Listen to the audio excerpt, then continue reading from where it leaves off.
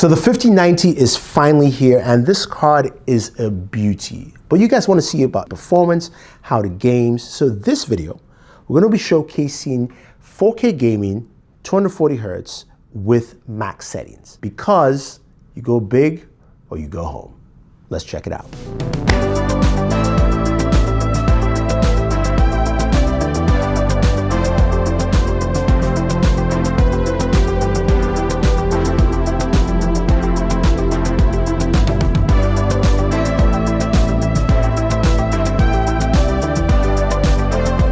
Hey guys, Thunder E here, and the 5090 is a card that I think Nvidia feels is going to dominate because of the Blackwell chip.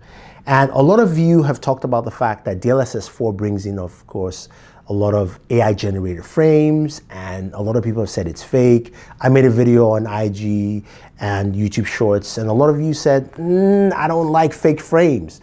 But what does that mean, and what does that do for performance? So let's take a look. Look at the card first. Now, the card is rather slim compared to previous Founders generation. I do like the look. It's got the standard Founders generation look. It's slightly improved design, at least to my point. You've got that single connector port, which is standard for, RTX cards nowadays. And then you've got two fans on here. This thing packs a lot. You've got 92 billion transistors, 21,760 CUDA cores. It's got 32 gigabytes of GDDR7 memory. So there's a lot of memory on this card here. And it's also got the 4th generation ray tracing cores as well, which is nice. PCI Gen 5, you've got 3 display ports, 2.1B, 1 HDMI 2.1B, and of course, DLSS 4 powering this. So how are we going to test this out? Now, you're going to see a lot of benchmarks from people, but I like to showcase real raw gameplay. And my setup includes a 4K monitor. This is the LG Ultragear monitor. This is the dual monitor that supports 4K 240 Hertz or Full HD 480. We're going to be sticking to 4K 240 because that's a lot of pixels to push out. Now, our rig is a rig from NZXT. It's got the AMD Ryzen 9 7950X, great processor, 64 gigabytes of RAM. I've got 2 terabytes of storage, so enough storage for my games. And the main card here that I initially had was a 4090. So as you know, we're comparing the 4090 to the 5090. And we're gonna be swapping out the cards to see what the performance is like. So let's start off with our games. Now we've got 4 games to check out: Black Myth: Wukong, Doom Eternal, the new Indiana Jones, and Marvel Rivals. So starting off with Black Myth: Wukong, we're gonna be looking at each game, DLSS on and DLSS off, DLSS 3, DLSS 4. 4, of course, is on the 5090. With the 4090 as our start off base, DLSS off on this game with settings at max, which is cinematic, 83 frames per second, which is solid. It's nice, but again, that's a pretty low number. Now, when we go ahead and turn DLSS on the 4090, we get about 112 to 115 frames per second, solid again, and a nice improvement from that 83 frames. But what about the 5090? Moving over to the 5090 with DLSS 4 off, we get about 85 to 90 frames per second. Again, similar to the 4090, so you're thinking maybe performance is the same here.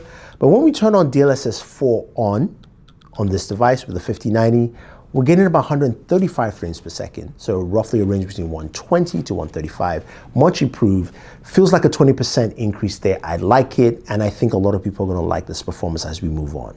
Now we go to a game that doesn't support DLSS 4, which is Doom Eternal. I love playing Doom Eternal. It's a fast-paced game, great performance here. And again, remember, monitors 4K, 240 Hertz. We're playing at max settings, Ultra Nightmare, as you'd expect. Doom Eternal, 4090, DLSS on, Ultra Nightmare, 285 frames per second, about 270, 285.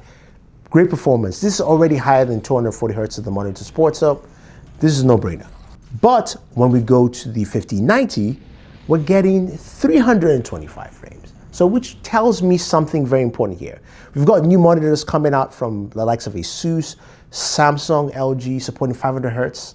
So a card like the 5090 should be able to push you right there. That's if you're gonna get it. Now, let's move over to Indiana Jones. A very cinematic game that has a lot of textures, high graphics. Looking at 4090 here with DLSS on, we're getting between 155 to 185 frames per second depending on the location, a lot of leaves, textures, that kind of thing. Really good performance on the 4090. Now when we move to the 5090, with DLSS off on the 1590 Indiana Jones, we're getting 155 frames per second, exactly matching what we're getting with DLSS on the 4090. Now, when we turn on DLSS 4 on the 5090, we're getting 220, 225 frames per second, which is absolutely great. And I think that just shows the performance leap and increase again, roughly around that 20% I would expect. And it shows quite clearly. So which means if you're using a higher refresh rate monitor, or you're using, a smaller monitor or ultra wide, you're going to see that performance increase from the 5090 over the 4090. Now, some of you are going to ask, what about latency? Because with all these AI generated frames, we should get some latency here. So we played Marvel Rivals. Supports DLSS 4, and this is a good game to actually showcase this because, of course, you don't want latency in a game like this. Now, play Marvel Rivals on the 4090, DLSS off, 75 frames per second. Solid, great. It's over 60, so it doesn't matter. You're getting good performance. But when we turn on DLSS here, again with max settings, on the 4090, we're getting 170 to 185, 86 frames per second, which is great. Great overall performance on here, and I like that. Now, when we look at the 5090, this is where you see the shocker here. With the 5090, Marvel Rivals, DLSS 4 off, getting 170 frames per second. So already, without you turning DLSS 4 on, you're getting more than double the frame rates that you're getting on the 4090. So it shows that this has a better performance with the Blackwell chip in the 5090. And then we move over and turn on DLSS 4 on, and it blows things out of the water. 225 to 230 frames per second, great performance, and I'm quite impressed with this. Now, when we look at the performance, just look at the gameplay. I mean, I didn't notice any latency. I didn't notice that much latency. I just jumped in and enjoyed my gaming experience, and I think a lot of people will. And again, it depends on the game, depends on which games support DLSS 4, but what I can tell you from my quick use of this is the fact that you're going to see a performance increase from the 4090 to the 5090, and DLSS 4 will also add to that increase with an extra byte that's actually pretty fantastic. The next thing I would mention would be Cyberpunk 2077. Now, this is a game I wanted to showcase. I couldn't because while testing, my drivers on the 5090, for whatever reason, the game kept on crashing. So I think there's a driver issue there. Reached out to Nvidia. They did send a remedy, but I am here in San Jose checking out Samsung's Galaxy S25 Ultra, which you should go check out that video. So this weekend, I'm gonna make something for you guys in short form so you can definitely see what that difference is or similarities, whatever you think it will be. But you see it on short form this weekend. So let's just wrap this up. 5090 is a great card. I think it's a card that you should definitely pick up. I think a lot of people will like this card. And I think if you have the money, by the way, and you want to spend up, it's a great card to pick up. But I can't wait to see the 5070, especially at that price point of $549, and even the 5080 as well, and also the TI versions. Because I think the Blackwell card with DLSS 4 really showcases what you can do with AI in terms of frame generation and also the performance it brings to the table. But if you guys don't agree with me, let me know. Leave your thoughts down below. Don't forget to like, share, subscribe, and always enjoy entertainment. Done.